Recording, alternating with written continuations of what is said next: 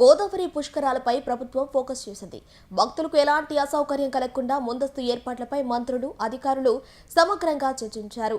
గోదావరి పుష్కరాల ఏర్పాట్లు, నిధుల అంచనాలపై తూర్పు గోదావరి జిల్లా ఎమ్మెల్యేలు, అధికారులతో మంత్రి నారాయణ సమీక్ష నిర్వహించారు. ఈ సమావేశంలో మంత్రి దుర్గేష్, ఎమ్మెల్యేలు బుచ్చయ్య చౌదరి, జోగేశ్వరరావు, బత్తుల బాలరామకృష్ణ, ముప్పిడి వెంకటేశ్వరరావుతో పాటు మున్సిపల్ శాఖ అధికారులు పాల్గొన్నారు.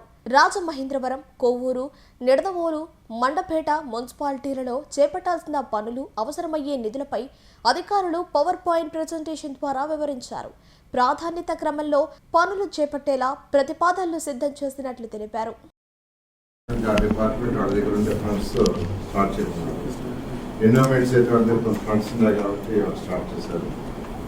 అదేవిధంగా ఇరిగేషన్ అని కూడా మనకి అసలు టెండర్లు పిలిచిన తర్వాత వెళ్ళాలి.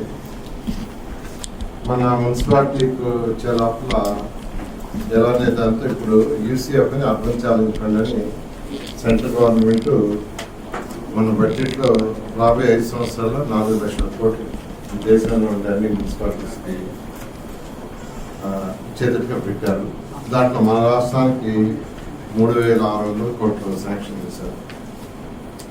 అంటే 3,600 వాళ్ళు ఇస్తారు, అది 25%. 75% మనం పెట్టాలి. మనం పెట్టాలంటే స్టేట్ పెట్టదు, లోన్ రైట్ చేసుకోవాలి. మనం ఇచ్చింది కూడా ప్రాజెక్ట్లో 75% లోన్ రైట్ చేసుకోండి. మున్సిపాలిటీకి ఉండే కెపాసిటీ బట్టి, అంటే రీపేయింగ్ కెపాసిటీ, ఇంకా కండిషన్ ఏంటంటే మున్సిపాలిటీ రీపే చేయాలి చేసుకోండి. 25% నేను గ్రాంట్ ఇస్తాను పెట్టారు. సరే, ఫస్ట్ అనుకున్నది ఏంటంటే ఫస్ట్ మనం 25% తీసుకొని 75% మున్సిపాలిటీ యొక్క కెపాసిటీని బట్టి చేస్తాం అనుకున్నాం. కెపాసిటీ అంటే ఎంత సర్ప్లస్ మిగులుతుంది అనేది ఆల్రెడీ ఉన్న ఆడిటింగ్ రిపోర్ట్స్ అంటే ఈరోజు మనం అంత వస్తుంది ఎంత వస్తుంది అంటే అది కుదరదు. ఇప్పుడు మొత్తం 123 మున్సిపాలిటీస్లో ఎన్ని మున్సిపాలిటీస్ కాలేదు? 044.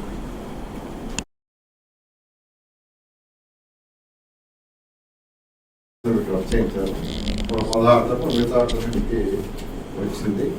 అయితే దీన్ని వీలైనంత ఫస్ట్ మన పుష్కరాలకు సంబంధించిన వర్క్స్ అక్కడ కూడా కొన్ని కండిషన్ పెట్టారు.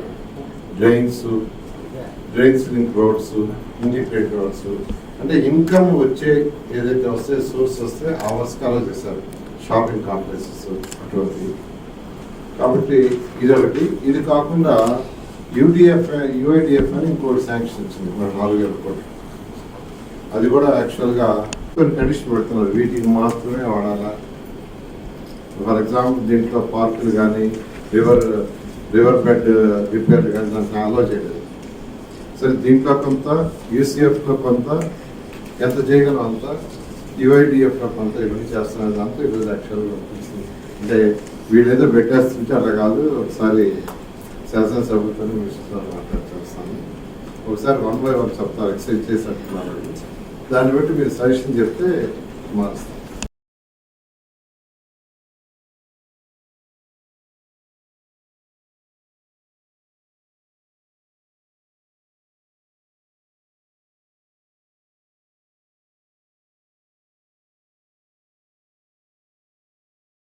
నిడదవోలు, కొవ్వూరు, రాజమండ్రి, ఈ 3 మండపేట, ఈ 4 కాన్స్టిట్యున్సీలో ఉన్న ఎమ్మెల్యేలతో, అక్కడున్న మంత్రులతో ఈరోజు గోదావరి పుష్కరాల విషయమే ఈరోజు డిస్కస్ చేయడం జరిగింది. మెయిన్గా ఇన్ఫ్రాస్ట్రక్చర్ అంటే ఏదైతే మున్సిపల్ ఏరియాలో రోడ్లు కావచ్చు, డ్రైన్స్ కావచ్చు, వాటర్ ఫెసిలిటీ కావచ్చు, పార్కింగ్ కావచ్చు, అదేవిధంగా అదర్ ఫెసిలిటీస్ అయితే ఇన్ఫ్రాస్ట్రక్చర్ కావాలో ఆ ఇన్ఫ్రాస్ట్రక్చర్ గురించి, అదేవిధంగా పుష్కరాలు స్టార్ట్ అయిన తర్వాత ఏదైతే మెయింటైన్ చేసే విషయాలు ఉన్నాయో, ఘాట్ల దగ్గర మెయింటైన్ చేసే విషయం కానీ, అదేవిధంగా అక్కడ వాటర్ కానీ, అక్కడ వచ్చి షెల్టర్స్ ఏర్పాటు చేయటం కానీ, డ్రింకింగ్ వాటరు, ఫుడ్, వీటన్నిటి మీద ఈరోజు ఎమ్మెల్యేలతో డిస్కస్ చేయడం జరిగింది. గత అనుభవాలను పెట్టుకొని వాళ్ళందరూ కొన్ని సలహాలు కూడా ఇచ్చారు.